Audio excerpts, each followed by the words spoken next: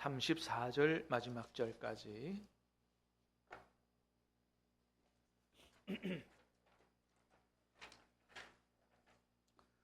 다 찾으셔서 저와 여러분이 말씀을 교독해서 받들어 읽겠습니다. 고린도전서 11장입니다. 17절부터 마지막 34절까지입니다. 하나님의 말씀입니다. 내가 명하는 이 일에 너희를 칭찬하지 아니하나니 이는 너희의 모임이 유익이 못되고 도리어 해로움이라.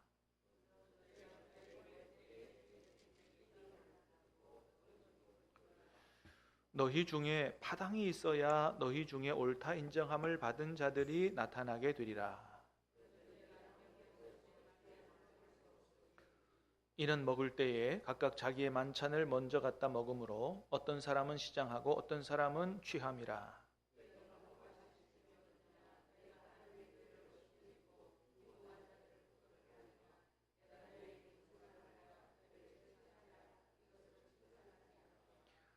내가 너희에게 전한 것은 주께 받은 것이니 곧 주 예수께서 잡히시던 밤에 떡을 가지사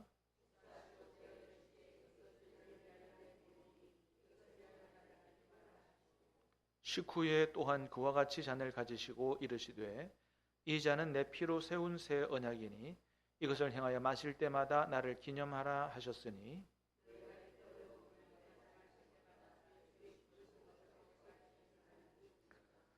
그러므로 누구든지 주의 떡이나 잔을 합당하지 않게 먹고 마시는 자는 주의 몸과 피에 대하여 죄를 짓는 것이니라.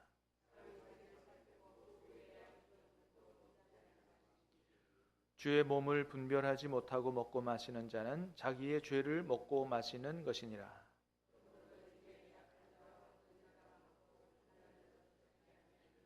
우리가 우리를 살폈으면 판단을 받지 아니하려니와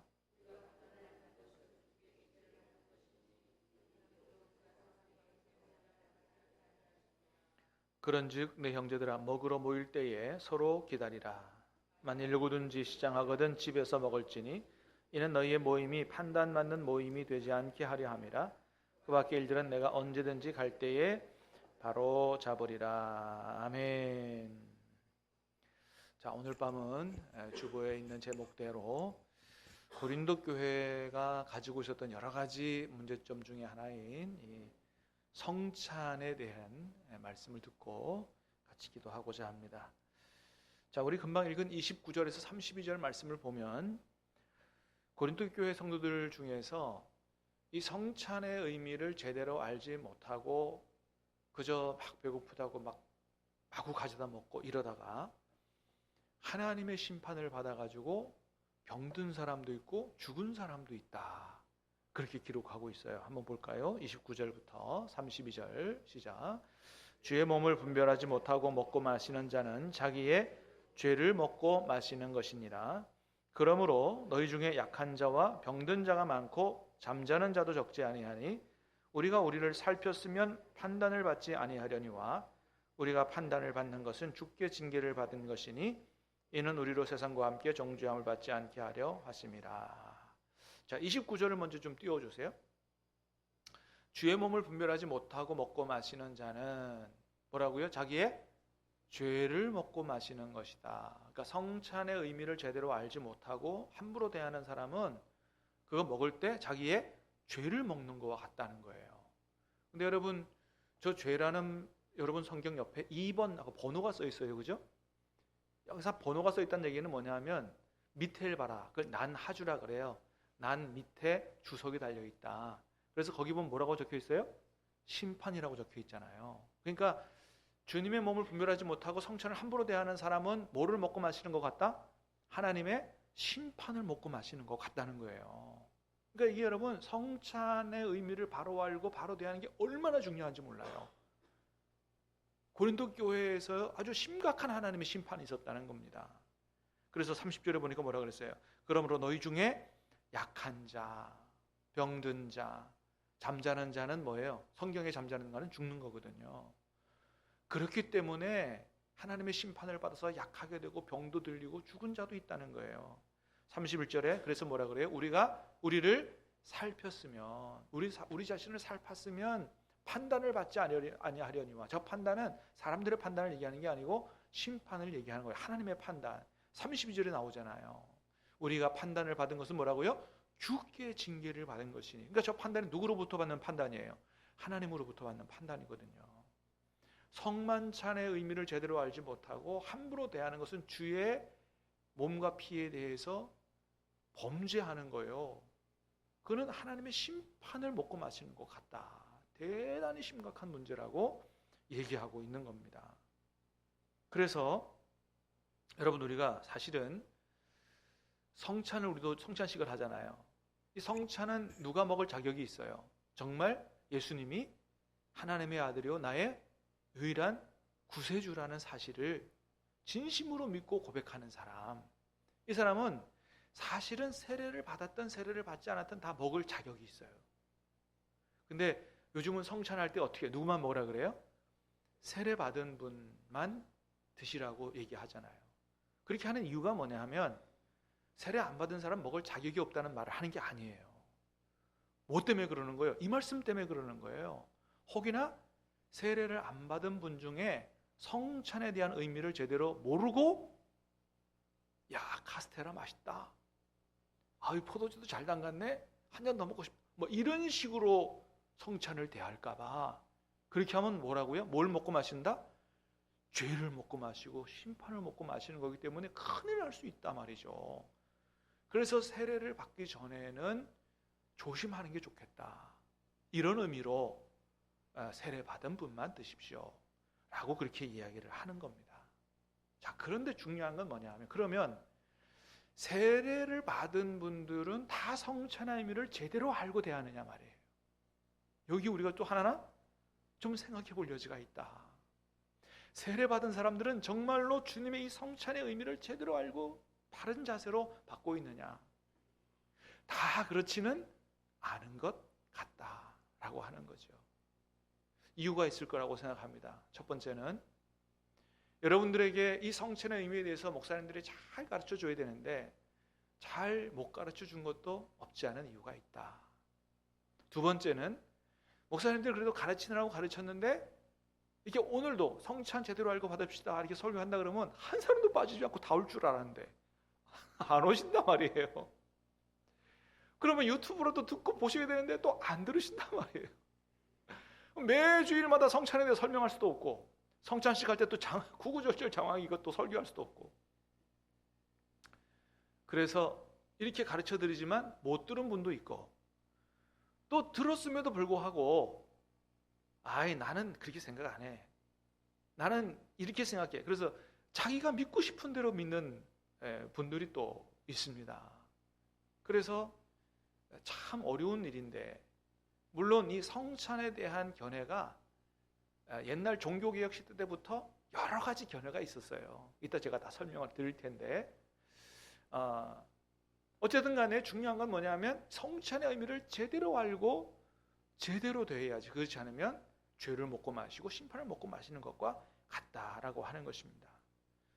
그래서 이 의미를 바로 알면 주님이 성찬을 통해서 우리에게 주시는 은혜가 정말로 큰데, 바로 알지 못하고 함부로 대하면 그 은혜를 받지 못하고 오히려 죄를 먹고 마시는 것 같다. 그러므로 사랑하는 여러분, 오늘 다시 한번 이 말씀을 통해서 성찬의 의미를 다시 한번 바르게 확인하고 성찬을 바르게 대함으로 말미암아 성찬을 통해서 주시는 은혜와 복을 풍성히 받아 누리는 우리 신암교회 성도들이 되시기를 주님의 이름으로 축복합니다. 자, 17절을 먼저 읽어보겠습니다. 17절 시작. 내가 명하는 이 일에 너희를 칭찬하지 아니하나니 이는 너희의 모임이 유익이 못되고 도리어 해로움이라 그랬어요. 자, 일단 고린도 교회 성도들에게 바울이 얘기해요. 자, 17절 그냥 띄워놓으세요. 자, 이 일에 너희를 칭찬하지 아니한다. 이건 이제 성찬에 대한 겁니다. 이유는 뭐냐? 너희의 모임이 유익이 못되고 도리어 해로움이다. 바울이 지금 막 책망을 하는 거예요. 고린도 교회 너희들 뭐 예배 드린다고 모이지? 예배 드리러 모이는 것이 너에게 유익이 돼야 되는데 유익이 못되고 오히려 해로운 모임이 됐다고 하는 겁니다. 심각한 문제죠. 고린도 교회 성도들은 모이면 모일수록 서로가 해로워요. 서로에게. 여러분, 그런 모임은 모여야 돼요? 안 모여야 돼요? 모이지 않는 한 못하잖아요. 그러니까 이게 굉장히 심각한 문제다. 왜 모이면 모일수록 유익이 못되고 해롭게 됐느냐? 18절 19절입니다. 시작. 먼저 너희가 교회에 모일 때에 너희 중에 분쟁이 있다 함을 듣고 어느 정도 믿거니와 너희 중에 파당이 있어야 너희 중에 옳다 인정을 받은 자들이 나타나게 되리라. 자, 이유는 뭐라고요? 모일 때에 너희 중에 분쟁이 있다 하는 얘기를 듣는다. 여러분, 고린도 교회에 제일 먼저 바울이 책망한 게 어떤 문제였어요? 분열과 분쟁이잖아요. 1장에 뭐 나는 개바파다, 나는 바울파다, 나는 아볼로파다, 그죠? 분열과 분쟁이거든요. 그 1장에서 제일 먼저 책망했어요. 모일 때마다 서로 패가 갈려서 분열과 분쟁을 일삼는 거예요. 19절에 보니까 너희 중에 파당이 있어야 너희 중에 옳다 인정을 받은 자들이 나타나게 되리라. 이거는 책망하고 비꼬는 말이에요. 파당이 있어야 옳다 인정을 받는 사람이 나타나게 된다고요? 아니에요. 원래 아까도 말씀드렸지만은 바울이 1장에서부터 고린도 교회 문제를 지적하고 책망한 게 뭐라고요? 파당의 문제, 분열의 문제였단 말이죠. 자, 너희 중에 모일 때, 교회에 모일 때에 너희 중에 분쟁이 있다. 여러분, 여기서 교회 모일 때라고 하는 거 18절에 교회 모일 때라고 할 때 저 교회는 장소를 얘기하는 게 아닙니다. 그죠? 여러분, 교회는 여러분이 건물은 뭐예요? 정확히 말하면 교회라기보다는 교회당입니다. 교회당. 따라할까요? 교회당. 또는 예배당. 그래서 공식적인 문서에는 뭐 예를 들어서 노회가 신암교회에서 모인다. 그러면 정확히는 신암교회당 이렇게 쓰는 게 맞아요. 또는 신암교회 예배당 이렇게 하는 게 맞습니다. 왜냐하면 교회는 건물을 가리키는 게 아니기 때문에 그래요. 여러분이 교회라고 하는 말은 원래 이 성경의 원어에 에클레시아라는 말입니다. 에클레시아. 에클레시아라는 말은 두 단어가 합성된 말이에요. 에크하고 클레시아, 이건 칼레오에서 온 말이에요. 에크는 뭐라고요? 뭐뭐로부터? 뭐뭐로부터 이런 전치사예요. 칼레오는 뭐예요? 불러내다. 요 두 말이 합쳐진 말이 에클레시아입니다. 그러니까 이건 뭐냐면 죄악으로 말미암아 심판받을 세상에서 하나님이 하나님 백성으로 불러낸 사람들의 모임, 요게 교회라는 의미예요. 그래서 에클레시아라는 말은 어떤 의미로 쓰였냐면 집회, 모임 이런 말로 쓰였습니다. 여러분, 우리가 지금 요 건물 안에 있어서 그렇지 우리가 다 같이 밖에 나가서 요 밖에 천막 치고 있다. 그럼 신암교회는 어디 있는 거예요? 천막 안에 있는 겁니다. 아시겠어요? 예. 여기는 단지 신암교회가 모이는 장소라는 집당자를 써서 교회당, 예배당 그렇게 하는 것입니다. 그러니까 교회라는 건 원래 건물이나 장소를 가리키는 말이 아니고 뭐라고요? 사람들의 모임을 가리켜요. 자, 교회입니다. 교회는 원래 모임을 가리켰어요. 왜 모이는 거예요? 한 마음으로, 한 목적으로 모이는 거 아니에요. 그죠? 그래서 원래 교회는 한 마음과 한 가지 목적으로 모이는 모임이기 때문에 교회는 교회라고 하는 자체는 분열이나 분쟁, 파당이 있을 수가 없는 거예요. 원래는. 그래서 저런 공식이 만들어질 수 있어요. 교회는 모임이고 뭐예요? 하나라고 하는 것이 이게 공식처럼 머리에 속에 있어야 돼요. 그래서 성경도 그걸 얘기합니다. 에베소서 4장의 말씀 보니까 그랬어요. 보겠습니다. 시작. 평안에 매는 줄로 성령이 하나 되게 하신 것을 힘써 지키라. 몸이 하나요 성령도 한 분이시요 이와 같이 너희가 부르심의 한 소망 안에서 부르심을 받았느니라. 주도 한 분이시요 믿음도 하나요 세례도 하나요 하나님도 한 분이시니 곧 만유의 아버지시라. 만유 위에 계시고 만유를 통일하시고 만유 가운데 계시도다. 자, 한마디로 말하면 교회는 뭐라고요? 하나라는 겁니다. 하나님도 한 분이요 주도 한 분이요 세례도 하나요 믿음도 하나요 부르심의 소망도 하나예요. 여러분, 우리가 때로 식사도 같이 하고 뭐 게임도 같이 하고 또는 뭐 운동회도 하고 하지만 하나 되기 위해서 하는 게 아닙니다. 이미 우리는 예수님께서 성령님께서 하나 되게 하신 줄로 믿습니다.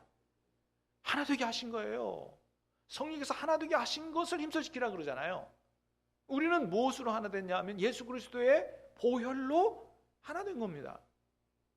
여러분, 우리가 성찬 뭐예요? 이게 주님의 몸과 피라 그랬잖아요. 성찬식에 참여한다는 얘기는 그 주님의 몸과 피가 내 안으로 들어와서 주님과 하나 된다는 얘기고요. 또 우리가 똑같은 예수님의 피를 마셨기 때문에 우리는 뭐예요? 한 피를 마신 한 가족, 패밀리, 아버지로, 하나님을 아버지로 섬기는 한 가족 하나라고 하는 것을 얘기하는 겁니다. 예. 그렇기 때문에 교회는 하나님으로부터 한 소망 가지고 부름을 받아서 하나님을 아버지로 모시고 함께 예배하는, 한 마음으로 예배하는 공동체요, 예수님 안에서 성령 안에서 하나됨의 축복을 경험하고 누리는 그런 게 교회이기 때문에 교회 안에 파당과 분쟁이 있는 것이, 그거는 있을 수가 없는 이야기다. 본래가 하나님이 디자인하신 교회 안에는 분쟁과 파당이 있을 수가 없는 것이다 라고 하는 것입니다. 만일 하나님이 예수님의 보혈로 우리를 하나로 만드셨는데 그 안에서 파당이 생기고 분쟁하고 하는 것은 하나님의 뜻에 정면으로 반하는 짓이요, 주님이 피 흘려 교회로 주님의 한 몸으로 만드셨는데 파당이 생긴다는 것은 주님의 몸을 찢는 큰 범죄와 같은 것이요, 있어서는 안 될 일이다. 그런데 그런 일이 어디서 일어나고 있다는 거예요? 고린도 교회 안에서 일어나고 있다는 겁니다. 여러분, 이게 고린도 교회 안에서만 일어나요? 지금도 현 시대의 교회 가운데서 많은 이런 일들이 일어나잖아요. 주님이 디자인하신 교회 안에는 있을 수 없는 일인 겁니다. 그래서 바울은 얘기해요. 너희가 모이면 모일수록 유익한 모임이 아니고 해로운 모임이 됐다. 그렇게 얘기하는 것입니다. 그래서 20절 얘기해요. 20절 시작. 그런즉 너희가 모여서 주의 만찬을 먹을 수 없으니, 자 21절 22절 시작. 이는 먹을 때에 각각 자기의 만찬을 먼저 갖다 먹으므로 어떤 사람은 시장하고 어떤 사람은 취함이라. 너희가 먹고 마실 집이 없느냐? 너희가 하나님의 교회를 업신여기고 빈궁한 자들을 부끄럽게 하느냐? 내가 너희에게 무슨 말을 하랴? 너희를 칭찬하랴? 이것으로 칭찬하지 않노라. 20절 말합니다. 먼저 파당의 얘기를 먼저 했어요. 그 다음에 그 파당 얘기를 하기 때문에 했고, 그 이후에 주님의 만찬을 먹을 수가 없다. 함께 모여서 주의 만찬을 왜 못 먹어요? 막 먹잖아요. 지금 주님 만찬을, 성만찬을 막 하잖아요. 그런데 문제가 생겼어요. 뭐예요? 주님의 성만찬의 의미를 제대로 이해하지 못하고 모든 성도들이 모여서 같이 하는 것이 아니고 먼저 왔다고 배고프다고 마구 갖다 먹으니까 그건 주님의 만찬이 아니라는 거예요. 그건 뭐예요? 자기 만찬이 되어버렸다는 겁니다. 주의 만찬의 의미를 제대로 알았으면 그렇게 할 수 없다는 거예요. 자기 배를 막 채우고자 하는 자기 밥 먹는 거지, 그건 성만찬이 아니다, 이런 얘기를 하는 거죠. 그래서 너희들이 바로 알아야 될 것, 첫 번째, 주님 만찬, 성만찬의 의미를 바로 알아야 된다. 그래서 가르쳐 줍니다. 23절 24절 시작. 내가 너희에게 전한 것은 주께 받은 것이니 곧 주 예수께서 잡히시던 밤에 떡을 가지사 축사하시고 때에 이르시되 이것은 너희를 위하는 내 몸이니 이것을 행하여 나를 기념하라 하시고. 첫 번째, 바울이 얘기하는 이 성만찬은 누구에게서 받은 거라고요? 주께 받은 것이라 그랬어요. 물론 예수님으로부터 직접 받지는 못했어요, 바울이. 왜? 바울은 늦게 믿은 사람이니까. 12지자 안에 안 들어갔잖아요. 직접 첫 성만찬은 12지자에게 주셨잖아요. 그러니까 이거 주께 받았다는 게 뭐냐면 이 성만찬은 누구로부터 시작된 거다? 주님으로부터 시작된 거다. 그 기원이 주님이 세우신 것이다, 이런 의미예요. 곧 주 예수께서 잡히시던 밤에 떡을 가지사, 마지막 최후의 만찬이죠. 예수님이 처음 성만찬을 행하신 그 현장을 떠올려서 얘기합니다. 뭐라 그러셨어요? 주님이 축사하시고 때에 이르시되 떡을 가지사 축사하시고 때에 이르시되 이것은 너희를 위하는 내 몸이라고 말씀하셨어요. 자, 떡을 떼어 주십니다. 여러분, 예수님이 그때 당시에 이게 떼어준 떡이 어떤 떡이냐 하면 우리가 성찬식에 할 때 쓰는 그 떡입니다. 그 떡. 예수님이 쓰셨던 거하고 똑같은 걸 쓰는 거예요. 우리가 볼 때는 과자 같잖아요, 그죠? 근데 그걸 무교병이라 그래요. 누룩이 들어가지 않은 그 떡이고, 그거를 이스라엘 사람들은 맛자라 그럽니다. 맛자. 그리고 아무렇게나 못 만들어요. 딱 그렇게 만들어야 됩니다.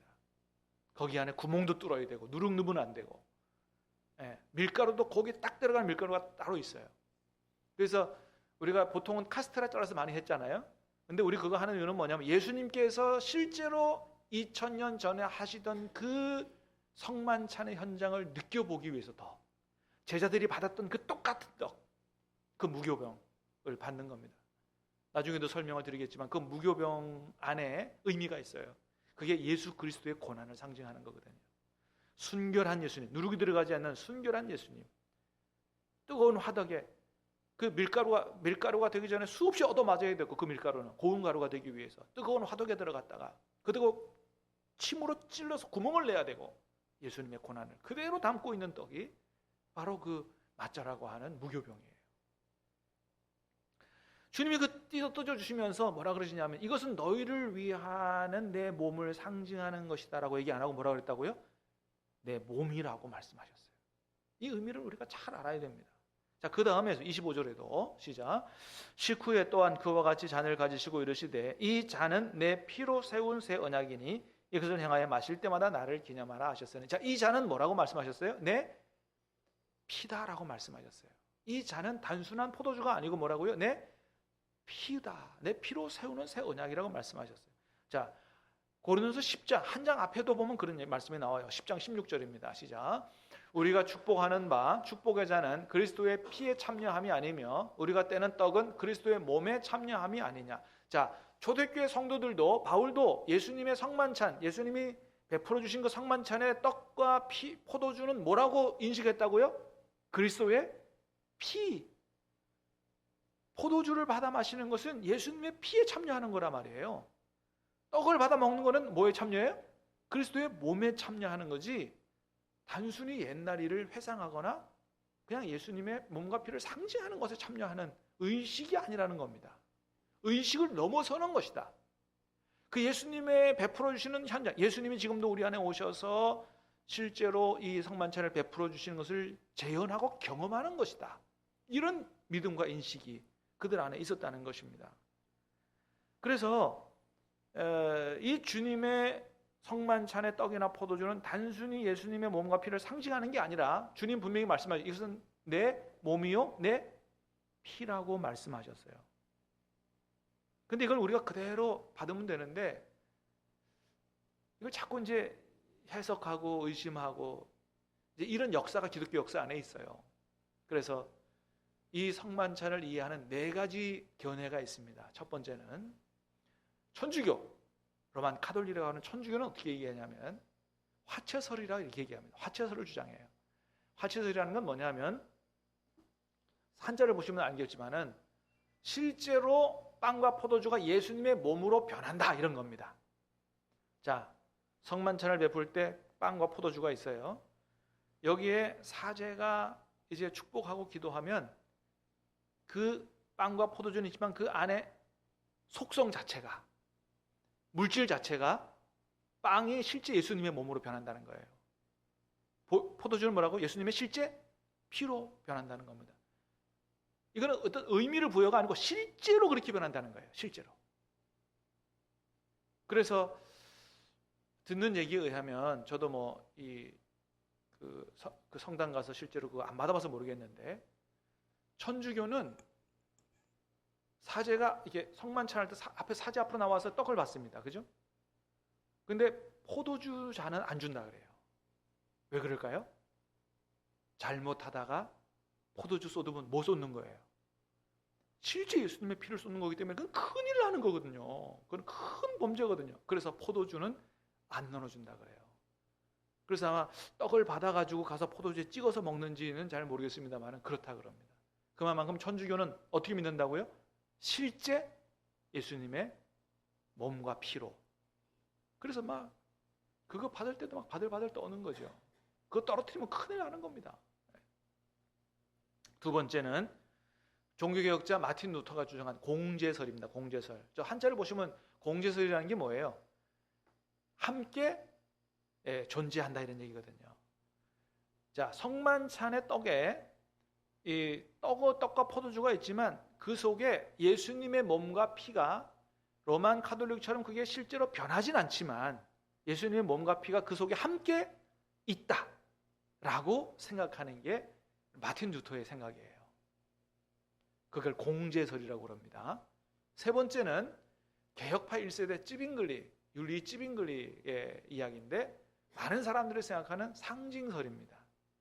자, 이 포도주와 떡은 실제 예수님의 몸과 피도 아니고 또 거기 함께 계신 것도 아니고 뭐라고요? 단지 그거를 상징할 뿐이다.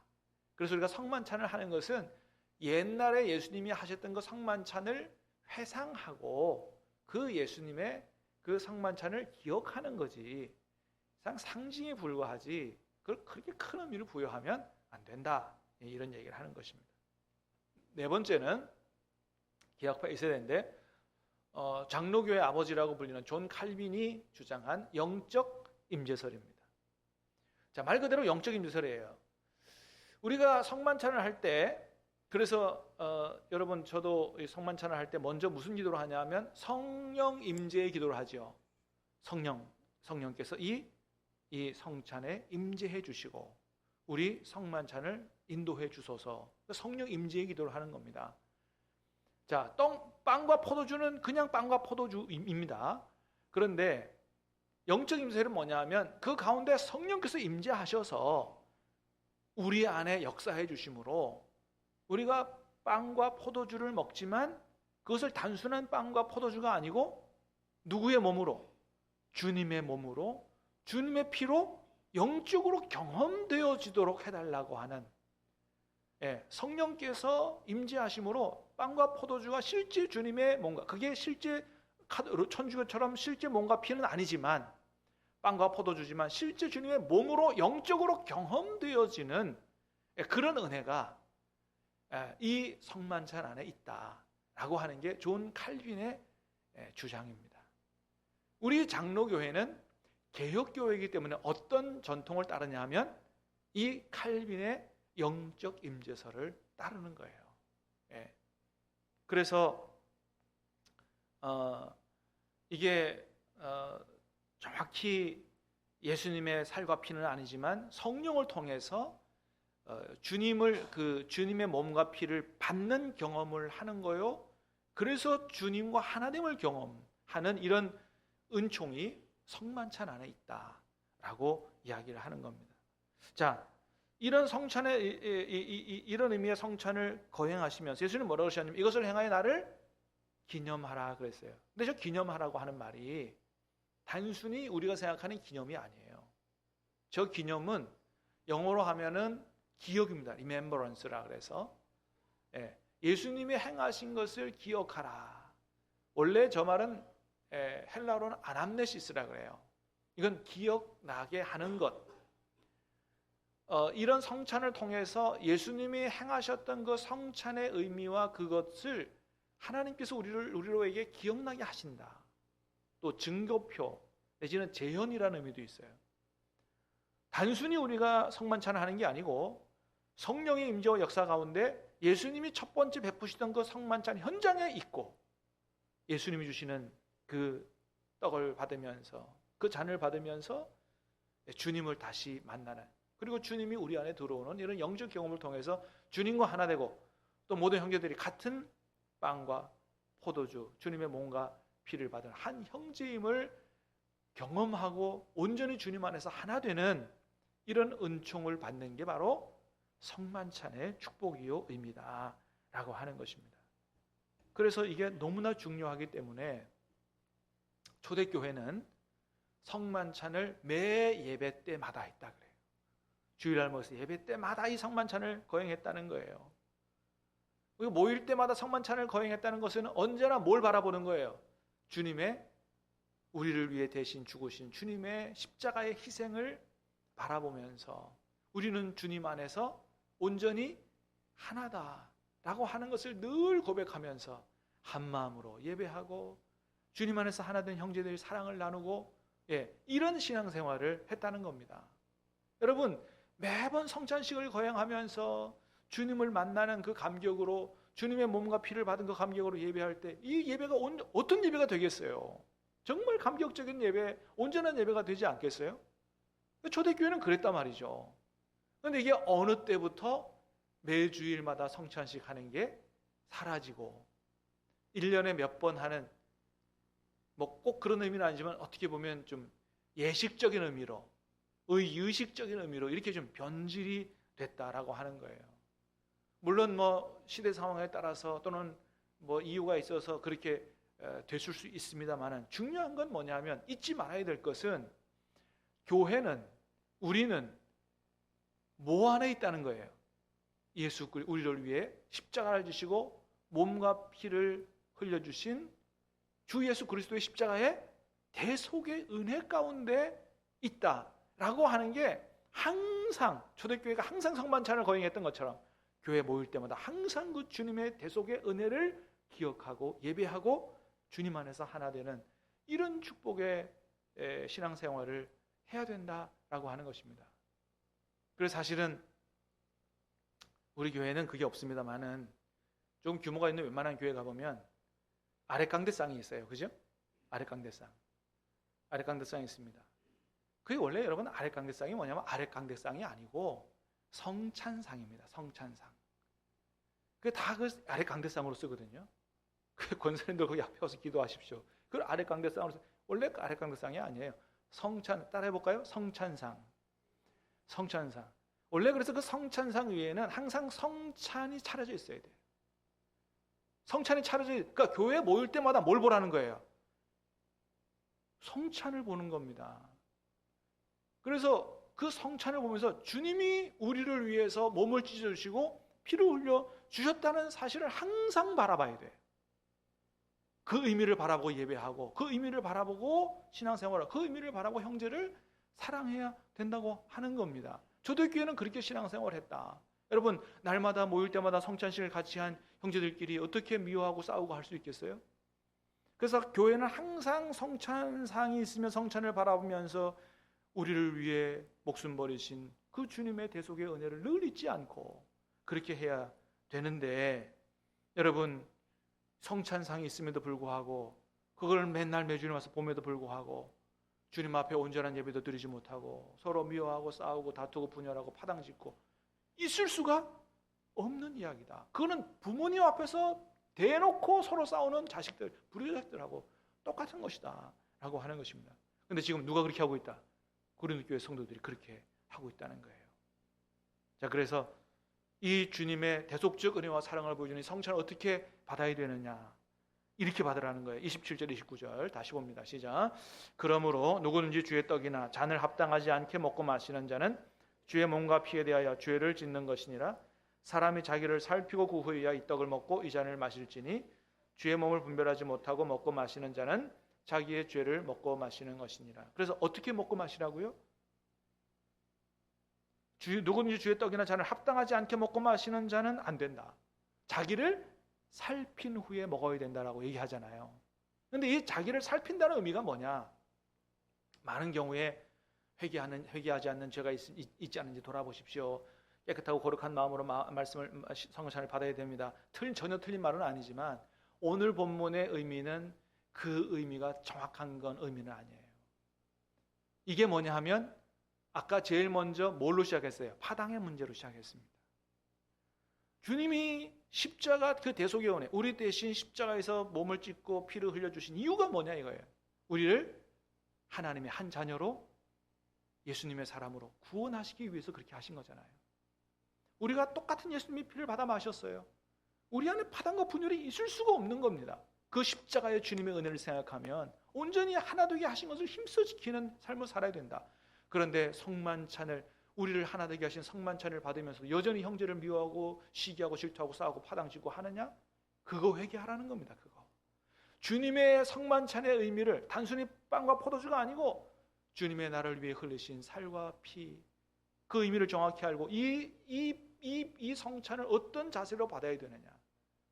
미워하는 거, 용서하지 못한 거, 그거 먼저 해결하고 사과할 거 사과하고 용서할 거 용서하고, 그리고 주님 앞에 한 몸과 주님의 몸과 주님의 피를 같이 받아 누림으로 말미암아 다시 한번 주님과 온전히 하나 되고 우리 형제들이, 믿음의 형제들이 주님 안에서 온전히 하나 되는 축복을 누리는 그런 은총의 시간이 바로 성찬의 시간이다.